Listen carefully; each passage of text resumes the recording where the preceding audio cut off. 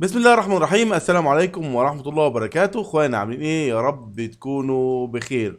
رامز جاب من الاخر مع امام عاشور واحمد حسام ميدو.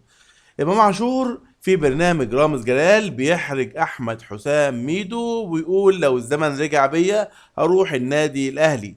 مش هو ده الحرجة اللي حرجها الميدو؟ مش هو لما قال انه لو رجع بيا الزمن هروح النادي الاهلي كده حرج ميدو؟ لا. حرج ميدو ازاي؟ ميدو كان بيقول ان امام عاشور اتصل بيه عشان يرجع الزمالك، ولما الاتنين واجهوا بعض ميدو قال انا اللي اتصلت بامام عاشور عشان يجي رجع للزمالك، وامام عاشور قال ان ميدو هو اللي اتصل بيه عشان يرجع للزمالك. امام عاشور لاعب النادي الاهلي بيكشف عن موقفه من الانتقال للنادي الاهلي، ولو قال لو عاد بيا الزمن مجددا، وذلك من خلال برنامج رامز جلال. واستضاف الفنان رامز جلال في الحلقة 12 من برنامجه رامز جاب من الآخر الذي يذاع على شاشة الام بي سي إمام عاشور لاعب النادي الأهلي وأحمد حسام ميدو نجم الزمالك ومنتخب مصر السابق.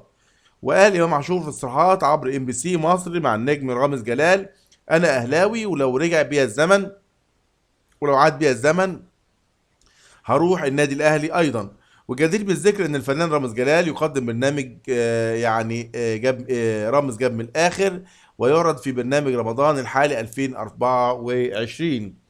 طبعا موضوع امام عاشور بيقول لو الزمن رجع بيا هروح النادي الاهلي، وعبد الله السعيد يقول لك لو الزمن رجع بيا هروح نادي الزمالك. ده الطبيعي ان لاعب انتقل للاهلي او انتقل للزمالك لما تيجي تساله هيقول لك انا حاليا بلعب في الاهلي فانا بحب الاهلي، ولو رجع بيا الزمن هروح النادي الاهلي وانا اهلاوي وبعشق النادي الاهلي وبعشق فانيله الاهلي. وعبد الله السعيد راح الزمالك فطبعا هيقول لك انا بعشق الزمالك وبحب الزمالك، ولو رجع بيا الزمن هرجع للزمالك. لكن تعرف ان هو صادق في كلامه ولا كذاب لما يسيب النادي او يعتزل الكورة؟ وتيجي تسأله هيقول لك الحقيقة اللي جواه: هو اهلاوي وبيحب الاهلي ولا زملكاوي وبيحب الزمالك؟ وغالبا برضه ممكن يكذب عشان لقمة العيش، لانه ممكن يطلع او يخرج من الزمالك كزملكاوي فيحسب على الزمالك فيشتغل في الاعلام كزملكاوي. فطبعا هو دلوقتي معاه جمهور الزمالك فيخاف يخسرهم، او هو ساب النادي الاهلي وهو اهلاوي ما يقدرش يقول ان هو مش اهلاوي عشان خاطر ما يخسرش جمهور النادي الاهلي. وهي ديت الحياة وهي ديت يعني الدنيا. لكن في الاول وفي الاخر الانتماء الحقيقي الى لقمة العيش، الى المكان اللي انت بتاكل منه والمكان اللي بيوكلك ويشربك ويديلك فلوس.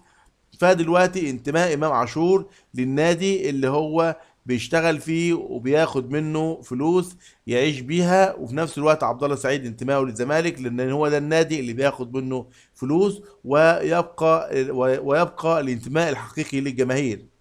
الجماهير هي ديت اللي منتمية الحقيقية. الجمهور الأهلاوي هو الأهلاوي بجد ويعشق الأهلي بجد بدون أي مصلحة بدون أي فائدة. بالعكس جمهور النادي الأهلي هو اللي بيدفع فلوس عشان خاطر النادي الأهلي، جمهور الزمالك هو اللي بيدفع فلوس عشان خاطر الزمالك. فيبقى الانتماء الحقيقي ويبقى الصدق ويبقى اللي ما يكذبش عليك ويقول لك الحقيقة هو الجمهور اللي بيعشق الأهلي أو بيعشق الزمالك. ميدو او امام عاشور احرج ميدو وجها لوجه.